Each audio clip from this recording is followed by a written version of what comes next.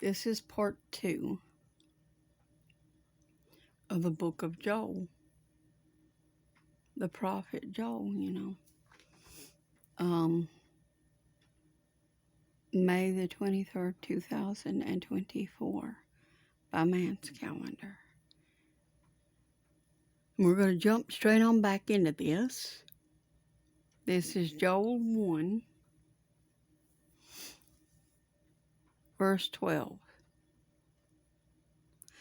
The vine is dried up, and the fig tree languishes.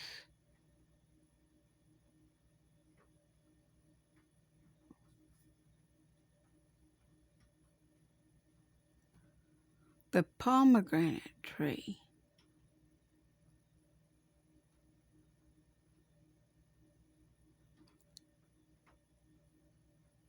the palm tree also, and the apple tree, even all the trees of the field, are withered because joy is withered away from the sons of men. How about that?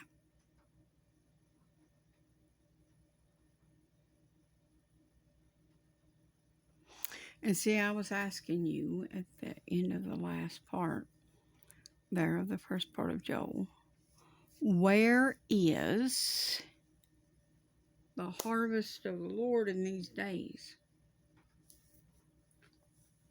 The true harvest, not the one that man seems to think exists, but the real one.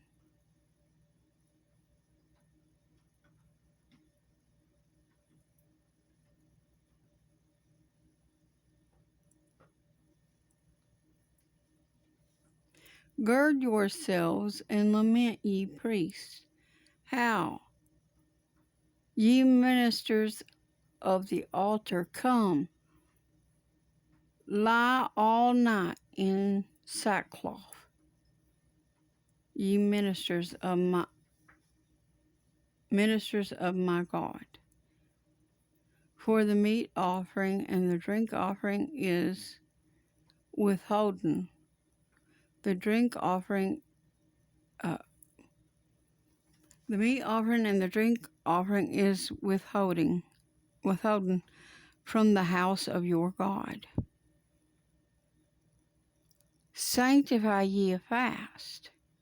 Call a solemn assembly. Gather the elders and all the inhabitants of the land into the house of the Lord your God, and cry unto the Lord. This is definitely something we should be doing together. Prophet Joel prophesied it.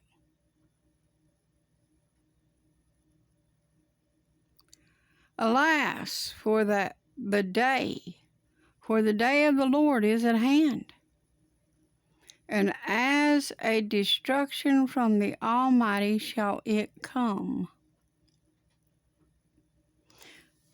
The prophet Joel has prophesied the last day, the day of the Lord. And we certainly should be sanctifying a fast and calling a solemn assembly and gathering the elders and all the inhabitants of the land into the house of the Lord. But y'all want to fail to assemble, don't you?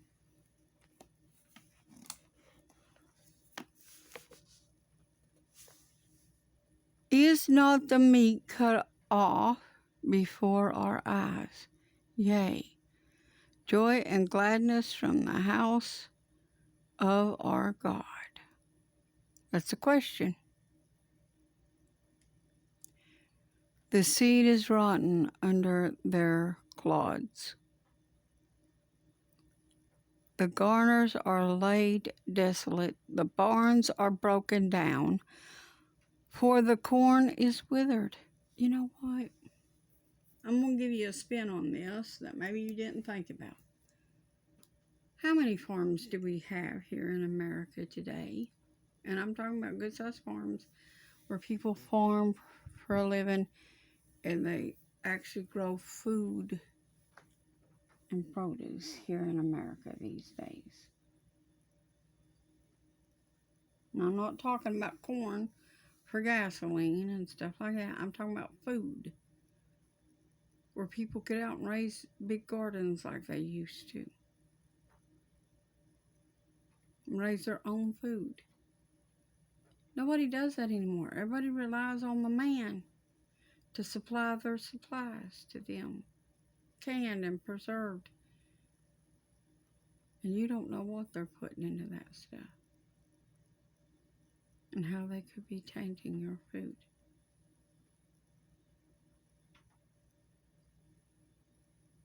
You don't know what's going on with your food. They put these great big old weird names on things that people can't understand.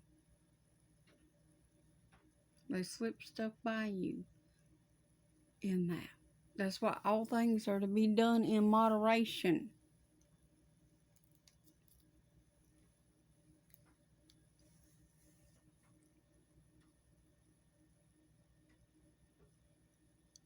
How do the beasts groan?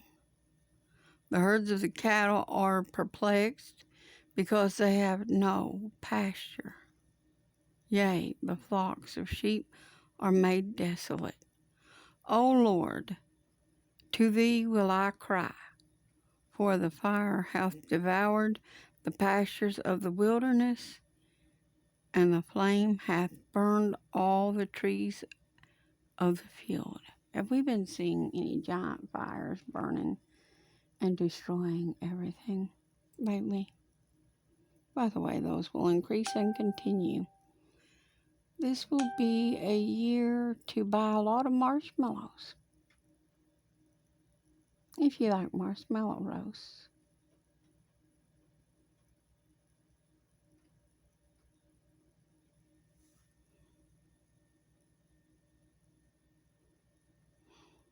The beasts of the field cry. Also unto thee, for the rivers of waters are dried up, and the fire hath devoured the pastures of the wilderness. Yes, the rivers of water are drying up. You hear about it all the time. More and more things are drying up, even the Euphrates.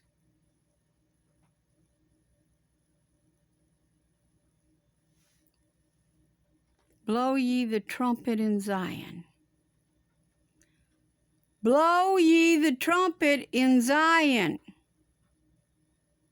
and sound an alarm in my holy mountain. Let all the inhabitants of the land tremble, for the day of the Lord cometh, for it is nigh at hand. A day of darkness and a day of gloominess, a day of clouds and of thick darkness, as the morning spread upon the mountains. A great people and a strong people there hath not been ever the like, neither shall be any more after it, even to the years of many generations.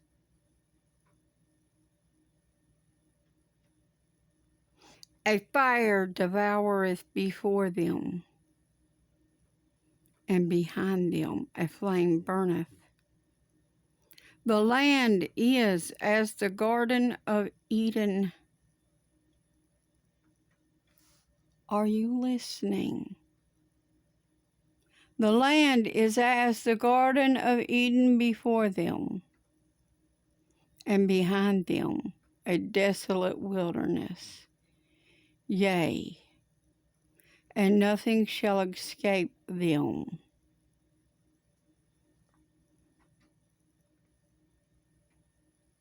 The appearance of them is as the appearance of horses, and as horsemen, so shall they run. Like the noise of chariots, On the tops of mountains shall they leap. Like the noise of a flame of fire that devoureth the stubble, as a strong people set in battle array. Before their face the people shall be much pained. All faces shall gather blackness. They shall run like mighty men. They shall climb the wall like men of war, and they shall march every one on his ways, and they shall not break their ranks. See, the army of God does not break rank. No, we don't do that. Neither shall one thrust another. The army of God does not do that. They don't bullhead against one another. They're not like two male goats going at it, butting heads. Neither shall one thrust another. They shall walk every one in his path, and when they fall upon the sword, they shall not be wounded.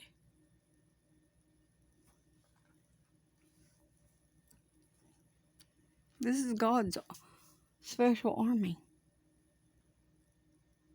right?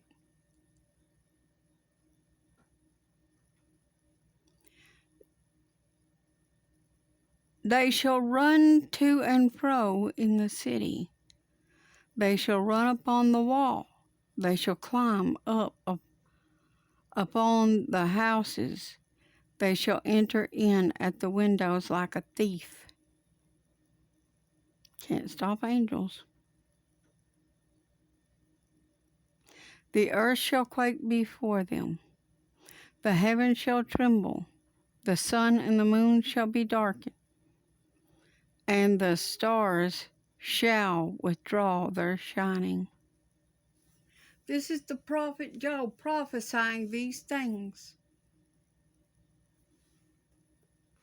that was to come on the Lord's day. Have you been paying attention to what the Lord's trying to tell you? Have you really?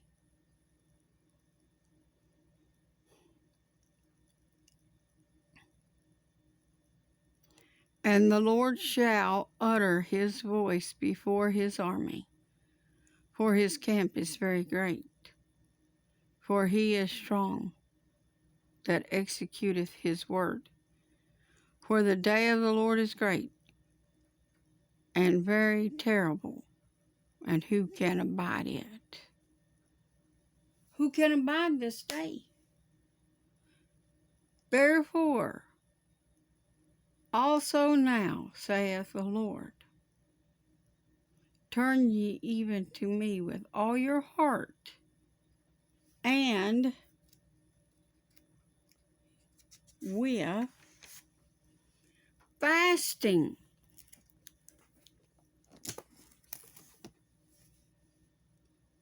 and with weeping and with mourning.